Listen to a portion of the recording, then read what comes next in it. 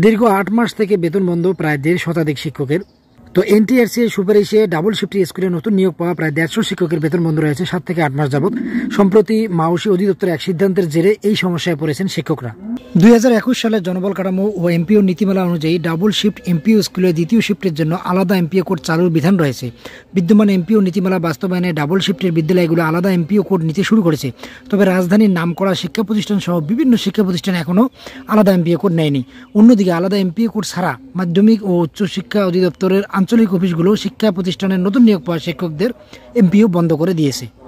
এর আগে ১০ই মার্চ পঞ্চম গণবিজ্ঞপ্তিতে ঢাকা অঞ্চলের ডাবল শিফট ও একক শিফটে বেসরকারি মাধ্যমিক বিদ্যালয়ে সহকারী শিক্ষকদের এমপিওভুক্তি এবং ঢাকা অঞ্চলের ডিডি অপসারণের দাবিতে বিক্ষোভ করেছেন ৭ মাস ধরে বেতন না পাওয়া আন্দোলনরত শিক্ষকরা।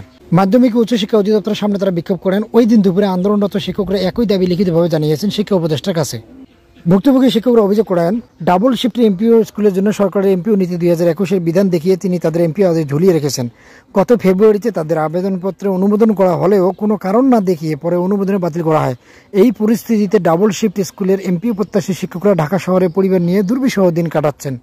মনিরুল ইসলাম নামে এক শিক্ষক অভিযোগ করে জানান, তিনি নিজের সমস্যা নিয়ে ঢাকার ডিডির সঙ্গে দেখা করতে যান, কিন্তু তিনি কথা শোনেননি।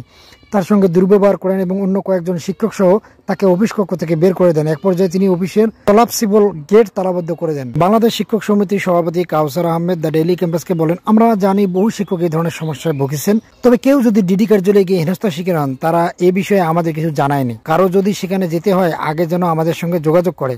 তবে অনাকাঙ্ক্ষিত বিষয়ে অভিযোগ পেলে আমরা ডিডি অফিসে বিষয়টি জানতে চাইব।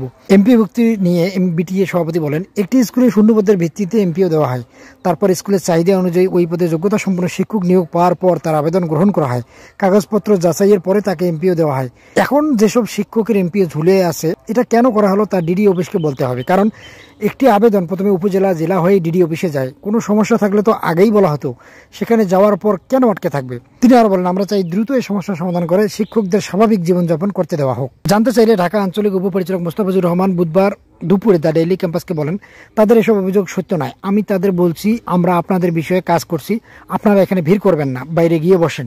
আমি তাদের বলেছি যে আপনাদের জন্যই তো কাজ করছি, শিক্ষকদের বের করে দেওয়ার অভিযোগটি সত্য নয়।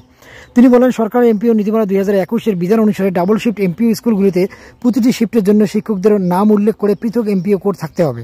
শিক্ষা মন্ত্রণালয় অনুমোদন ক্রমে স্কুল কর্তৃপক্ষ আঞ্চলিক কার্যালয় থেকে এমপিও কোড নিশ্চিত করবে।